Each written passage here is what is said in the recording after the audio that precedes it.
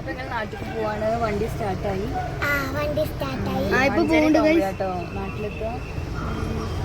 Hi, അസ്സാം വലൈക്കും, welcome back. അപ്പോൾ ഇതാ നമ്മളിന്ന് നാട്ടിലേക്ക് പോവാണ്. ഞാൻ ഒറ്റക്കാണ് പോണത്. ഞാൻ കുട്ടികളെയും വെച്ചിട്ട് ആദ്യമായിട്ടാണ് ഇത്ര ലോങ് ആയിട്ടുള്ള യാത്ര ചെയ്യുന്നത് കേട്ടോ. അതുവരെ ഞാൻ ഇക്കാൻ്റെ കൂടെ അങ്ങനെ പോലെയുള്ളൂ, ഇക്കല്ലാണ്ട് ആദ്യമായിട്ടാട്ടോ. അപ്പോൾ പോണൊരു എക്സൈറ്റ്മെൻറ്റും ഉണ്ട്. അതുപോലെ തന്നെ ലാസ്റ്റ് ആ ഒരു ഭയങ്കര സന്തോഷത്തിലായിരുന്നു പോയതൊക്കെ. പക്ഷേ ലാസ്റ്റ് ആ സന്തോഷമൊക്കെ ഇല്ലാണ്ടായിട്ടോ. അപ്പോൾ ഒക്കെ ഞാൻ വീഡിയോയിൽ പറയാം. അപ്പോൾ നമ്മളെ വീഡിയോ ആദ്യമായിട്ട് കാണുന്ന ആൾക്കാരൊന്ന് സബ്സ്ക്രൈബ് ചെയ്ത് സപ്പോർട്ട് ചെയ്യാം കേട്ടോ. പിന്നെ ഇപ്പം തന്നെ നമ്മളെ വീഡിയോ ഒന്ന് ലൈക്ക് ചെയ്യാനും കൂടെ മറക്കരുത്.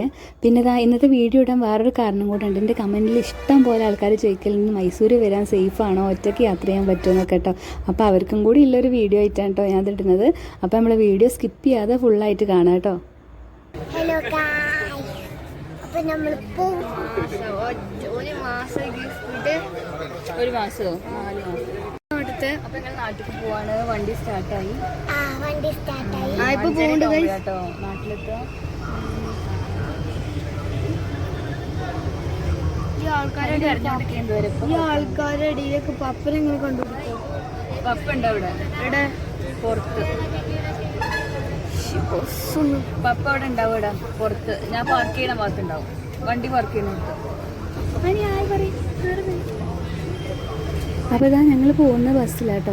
ഞാൻ ബസ്സിലും ആദ്യമായിട്ടാണ് കുട്ടികളെയും വെച്ചിട്ട് ഇത്ര ലോങ് ആയിട്ടുള്ള യാത്ര ചെയ്യുന്നത് കേട്ടോ.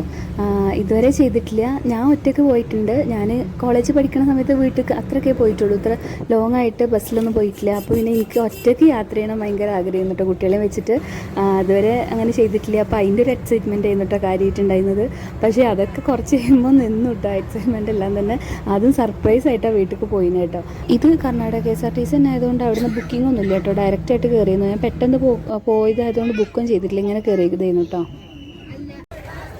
ഇപ്പം ഞങ്ങൾ ഗുണ്ടൽപേട്ട് ഭക്ഷണം കഴിക്കാൻ വേണ്ടി നിർത്തിയതാണ്.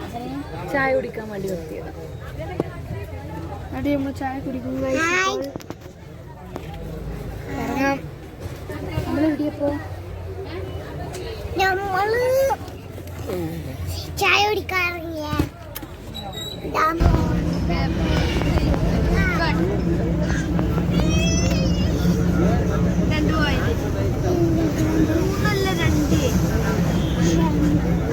ഇത് മൈസൂരിൽ നിന്ന് മലപ്പുറത്തേക്കുള്ള ബസ്സാട്ടോ. അത് 220 രൂപയാട്ടോ ഒരാൾക്ക് വരുന്നത് ബസ് ഫെയർ.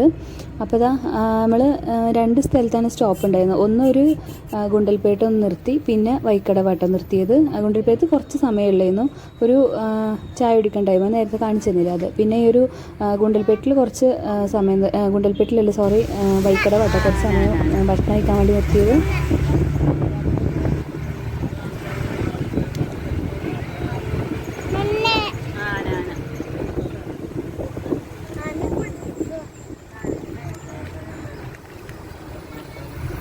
അപ്പോൾ ഇതാ ഞാൻ ബന്ദിപ്പൂരിൽ നിന്ന് കയറിയിട്ട് കുറച്ച് സമയം വീഡിയോ എടുത്തിട്ടുള്ളൂ. പിന്നെ കുട്ടികൾ വൊമിറ്റിങ്ങൊക്കെ തുടങ്ങി. ഭയങ്കര ക്ഷീണമായി കുട്ടികൾക്കും എനിക്കൊക്കെ. ഞങ്ങൾ ആദ്യമായിട്ട് ആ ഒരു ബസ്സിൽ പോകണതിൻ്റെ ആ ഒരു പ്രശ്നം മാത്രം കേട്ടോ. പിന്നെ അതുകൊണ്ട് പിന്നെ വീഡിയോ ഒന്നും എടുത്തില്ല. പിന്നെ ഞാൻ ഇത്താൻ്റെ വീട്ടിലൊക്കെ ഇറങ്ങി ഒന്ന് ഫ്രഷായി കഴിഞ്ഞതിന് ശേഷം അട്ടപ്പിരെ പോകുന്നത്. അതുകൊണ്ട് തന്നെ ഉമ്മയൊക്കെ അറിഞ്ഞു. അപ്പോൾ സർപ്രൈസൊക്കെ പൊളിഞ്ഞു കേട്ടോ. പിന്നെ നാട്ടിലെത്തിയതിന് ശേഷമാണൊന്ന് ഫ്രഷ് ആയത്, ഉഷാറായത് കേട്ടോ.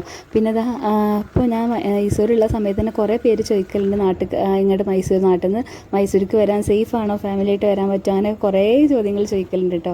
മൈസൂർ സേഫാണ് കേട്ടോ. അങ്ങനെ വരാൻ വേണ്ടിയിട്ട് ഒരു പ്രശ്നങ്ങളില്ല. എല്ലാവർക്കും ധൈര്യമായിട്ട് വരാം. ബസ് സർവീസ് നിങ്ങൾ ബുക്ക് ചെയ്തിട്ടൊക്കെ വരികയാണെങ്കിൽ നേരത്തെ തന്നെ എനിക്ക് ഈ സീസൺ ടൈമിലൊക്കെ വരാൻ പറ്റും. കുറേ ആൾക്കാർ അങ്ങനെ ചോദിച്ചിട്ടുണ്ട്. അടുത്ത വീഡിയോയിലൊക്കെ ആയിട്ട് വേറെ വിശദമായിട്ടുള്ള വീഡിയോ ഞാൻ കാണിച്ചു തരാം കേട്ടോ. അപ്പോൾ അതാണ് മോൻ വീട്ടിലെത്തിയതിന് ശേഷമുള്ള വീഡിയോ.